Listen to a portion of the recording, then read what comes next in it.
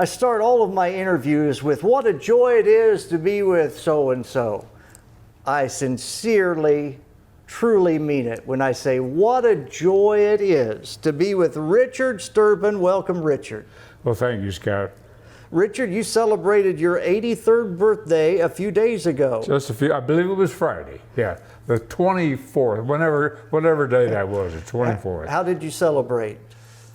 You know, believe it or not, I am a huge baseball fan. I love baseball. I know. I used to be a part owner of the Nashville Sounds, and in recent years I've become a big Vanderbilt baseball fan. And so I hadn't been to a game because of my, illness that I've been dealing with. I hadn't really been out much. And my wife said, you need to go to a ball game, to celebrate your birthday. So she went with me, so we went to the Vanderbilt baseball game, and then we went out and had dinner afterwards. So, wonderful. Yeah. You know, you've always been a fashion plate with the Oak Ridge Boys, known for your style and your fashion. Now we can call you the Silver Fox. Yeah. And Exactly. the silver looks great. Well, you know, it scared me at first. When I first started to have treatments, have chemotherapy, my hair started to fall out. And I figured, oh no, I already can't hear that well. My vision is not the best in the world, but at least I have a good head of hair. Don't tell me I'm going to lose that, but it's come back in pretty well. Oh, it has. Yeah. Beautiful. Great. Thank you. Well, you had your birthday last week. Last year, you were wondering if you would see another birthday. You're absolutely correct about that. Yes, I believe it or not, I was actually diagnosed with pancreatic cancer just a week or so before my 82nd birthday. And my first appointment with my cancer doctor was the day before my birthday. And I told her tomorrow's going to be my birthday. And she said, let me assure you, it will not be your last birthday. So that kind of made me feel pretty good. Great. Well, you had a doctor who was confident, and you went into it confident, and you had thousands or millions of prayers being sent up. Could you feel those? That is by far the most important thing. People will say, well, considering what you've been through, you're looking, pretty good. I said, well, I've had a lot of help and a lot of people praying for me. And that makes a big difference. I jokingly tell people, I'm still getting up every morning, and that's a good thing. And you didn't tour over the last year, but a couple months ago, you came out with the Oaks on the Opry. I think you did Elvira at the end. Yes. And then you seemed, the more you got involved, the more you started singing, the stronger you got, and you've been doing full sets with the Oaks on the Opry. Well, I figured that, my plan and my goal is to get back on the road singing, full time with the Oak Ridge Boys. I said, but I've got to take it slowly. Mm-hmm. So I figured the Opry shows are shorter than our regular show, so it'd be a good way to get my feet wet, so to speak, start doing the Grand Ole Opry. And usually this time of the year, we play the Opry quite a bit because our dates on the road are kind of slow. Mm-hmm. So we take advantage of the slow time and work the Opry some. And the Opry is a special place. I love going to the Grand Ole Opry. I love being there. So much history there, it's unbelievable. What was it like when you got back on the Opry stage and started performing after a year? My first performance, walking out there, I almost cried. It was like, I got the chills. It was unbelievable. So, yeah. And one thing we've always done as the Oak Ridge Boys,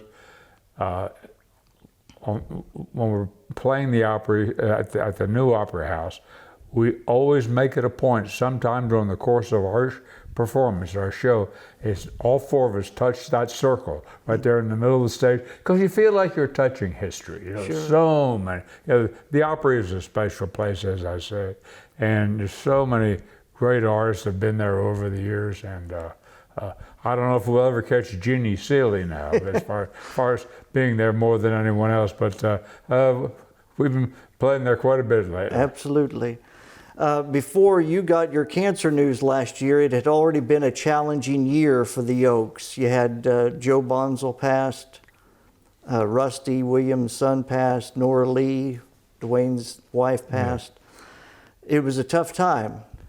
There's no question about it, and even add to that just a little bit, the same day that Nora Lee passed away, which was Easter Sunday, my father-in-law passed away just a few hours later. So we can add that to it, and I'll never forget when I got the news that Rusty Golden had passed away. I wanted to go to his funeral and support William Lee, because we've been singing partners for years. We've stood next to each other for many years, and I remember being down there at Rusty's funeral down in Bruton, Alabama, and on the way back I got a phone call from Duane, and he said, "Where are you?" I said, I was at the time going through Montgomery, Alabama. He said, "You better get here." He said, "If you want to see Joe alive, you better get here." And unfortunately, I didn't make it. So, boy, yeah. Wow, that was a tough time. And just a day or so ago, Greg Gordon passed away. Did you work with Greg? I sure did. Greg. In fact, I think I've heard William Lee say this several times. Greg was a singer's singer. He could sing. I think I've heard William also say he could sing the phone book. Sure. Yeah, and that's true. He was such a talented guy. He's a great writer, great singer, and he was always a fun guy to be around.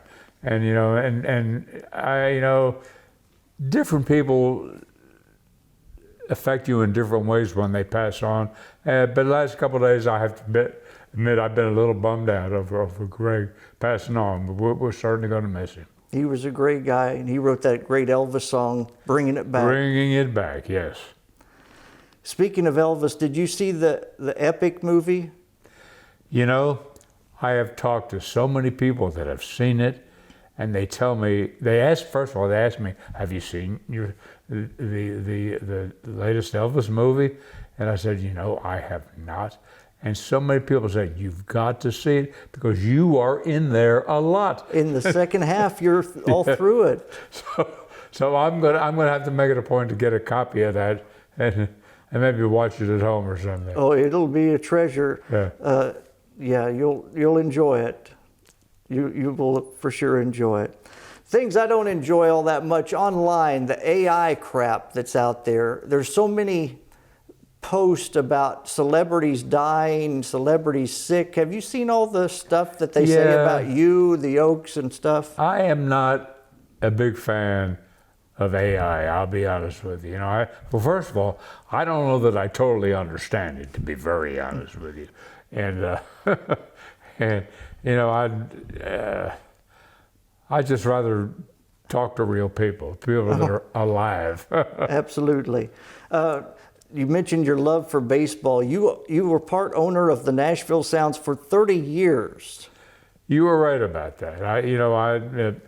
I remember years ago when Larry Schmittou, who's the primary owner of the Sounds, I remember when he was building the ballpark, he had a little shack set up out there where right field is, kind of like his little office that he used as the stadium was being built. And I'd go out there and I'd bug him. And I'd tell him, "I've got to get involved in it. I'm a huge baseball fan. I've always dreamed about, professional baseball coming back to Nashville here, and I want to be a part of it." So he found a way for me to buy a little piece of it, and so for several years I could say that I was a part owner of a professional minor league baseball team. Boy, for 3 decades you were. Yes. Wonderful. I remember the charity games you were part of with Conway, Barbara Mandrell. That was the good old days of Hendersonville.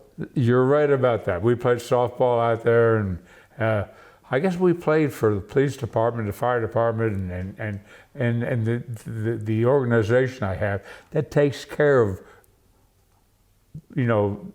firemen and policemen that have been killed in duty, takes care of their families, and just we were happy to be a part of that, where we could help those people and help certainly a much worthwhile cause. And you might have been in the same uniform, but I just always picture Conway in his short shorts and his socks pulled up to his knees. And it looked natural on you, but for Conway, it just was. You know, it's kind of interesting. I mentioned earlier in the interview here that for my birthday, I went to the Vanderbilt baseball game. That night, they were handing out David Price. He's a former Vanderbilt pitcher, pitched quite a bit in the major leagues. Bobbleheads. I remember back when I was a part owner of the Nashville South, they actually had a Richard Sterban, bobblehead night. And I said, I can actually say that I have my own bobblehead. Well, that's hard to believe. All right, Tim, can you run to that cabinet right there and open it up and find the Richard Sterban bobblehead? Oh, you have one. You know I've loved you forever. Well, it's kind of funny. The guy who, he's not there any longer. The guy who does the monitors at the Opry, for several years after that bobblehead came out, he had it sitting right on the console, right there backstage at the Grand Ole Opry. Now, look at that. Okay. I'm telling you something I thought. Are we still rolling, Tim? Yes. Okay. All right. I thought I was telling you something that you didn't know. And all right. So, here you have one. So who would believe that I would just happen to have at my fingertips? Oh, you believe in that? Hold that up there. Hold it up to the close-up there. There he is. The Richard Sterban bubble. I'd like you better with the gray hair. Yeah. And autographed. Yeah. Even got it autographed. How about that? I've had that in my trophy case. Oh, Scott, that's amazing. Thank you. You know I've cheered you guys on for a long time. Now you're known for Papa Mau Mau. One thing I've never asked, that song was done by Kenny Rogers. That's correct. Dallas yes. Frazier, yeah. who wrote it. Did they have the low notes in their versions or no? No one had no. Rodney Crowell recorded this. No one that recorded the song really had a bass singer doing that. And I remember the day we recorded it. You could tell when we were recording the song, it was going to be a hit. It felt like a hit in the studio. The musicians were smiling. His song went down very easily. Everyone was having a good time. It just felt good. It felt like it was going to be a hit. But you never know about things like that. But it ended up becoming, very much a big hit. Yes. Oh, it changed a lot of lives. It changed a lot of lives. It helped us. First of all, it helped us all buy new houses. and what you're known for, of course. Before we get you out of here, I want you to talk about your wife. I know she had a huge load over the last year, getting you well to where you could come visit with us now. You're right about that. In fact, my wife, just the last day or so, has caught this sinus infection. She had a bad cough. She went to one doctor. It was not getting any better. So we started. She was so sick. I could tell she was sick because when I told her I was going to drive her, she didn't argue with me. Wow.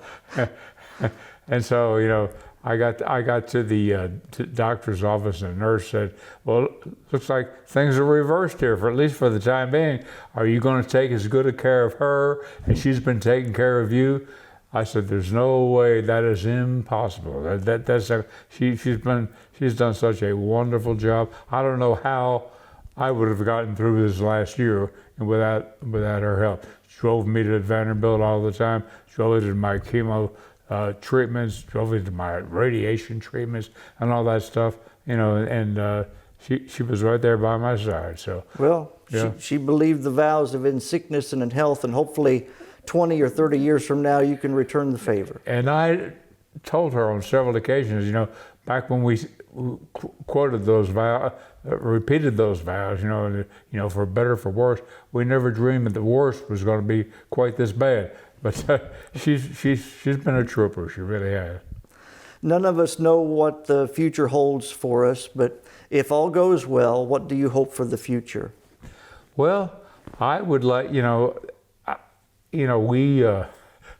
we actually started doing what we call our farewell tour. That was a couple of years ago, and we're still doing it. So I don't know, as long as people want to come and see the Oak Ridge Boys, I think we want to be out there. I know William Lee feels that way, Dwayne does, and Ben, our new guy that took Joe's place, what a terrific talent he is.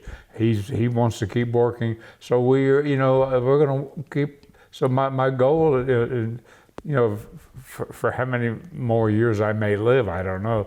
I want to be out there and do what it is that I love doing, and that's singing with the Oak Ridge Boys.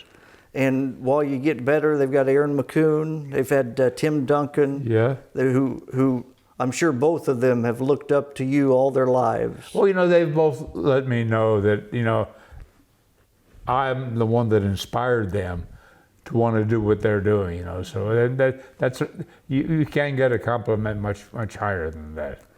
What would you like to say to the fans who have cheered you and the Oaks on for more than 50 years?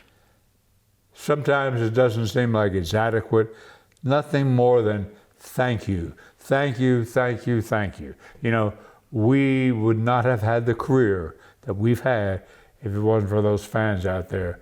And, for their support, you can't buy that with money. It's priceless. And so I just want to say thank you so much. Richard, I thank you. I thank all the Oaks for the joy, the entertainment you've given to me and my family over the years. We spent a lot of money traveling from state to state cheering on the Oaks. And my daughter was raised on you guys. Now she's in her mid-20s. And we couldn't have picked a better group of guys to cheer on. And it's just been, you've brought in so much happiness to my life, and I just thank you, very Scott. much. That's awful nice for you to say that. Obviously over the years, we've done a lot of interviews and with a lot of fine people. But for you to say the nice things that you said about us, it doesn't get much better than that. Richard Sterban. Richard, God bless you. God bless you, sir.